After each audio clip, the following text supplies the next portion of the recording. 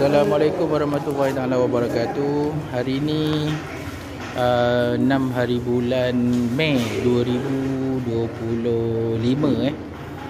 merupakan hari terakhir dan untuk pakcik ni dia bakal berpencen bermula 19 hari bulan Mei 2025 dan ini adalah antara khidmat-khidmat terakhir dia, iaitu memasang TV TV bersaiz 65 inci.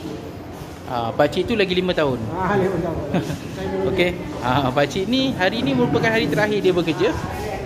Sebab bermula esok dia akan bermula bercuti dan bagi menghabiskan baki cuti rehat dia. Baki cuti rehat dia yang berbaki 7 hari. Jadi bermula esok 7 hari bulan Mei sehingga 16 hari bulan Mei dia akan bercuti rehat, dan 17-18 adalah hari Sabtu dan Ahad, dan 19 Mei hari Isnin merupakan hari pertama dia memulakan kehidupan sebagai the pensionman. Inilah dia pakcik tu. Nama dia Encik Raub bin Muhammad. Dah berkhidmat di Sekolah Menengah Sains Muar melebihi 30 tahun. Dah 32 tahun dia berkhidmat ya. Inilah dia. Ini antara khidmat-khidmat terakhir dia lah. Pagi tadi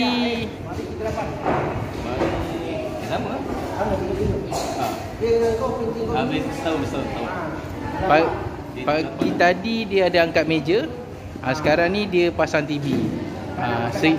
Selepas tu dia akan pasang katil, dan kalau petang pukul 4.30 dia punch card, maka berakhirlah tugas dia.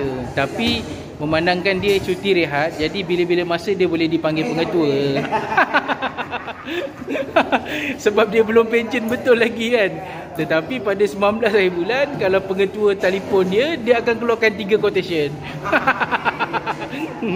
Okey.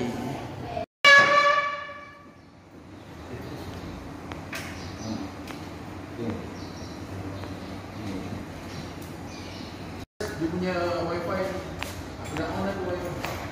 Setting terus di Swasta ramai kau. Bawa. Adik tak kuat. Mata ni tak kuat ni. Kecil je.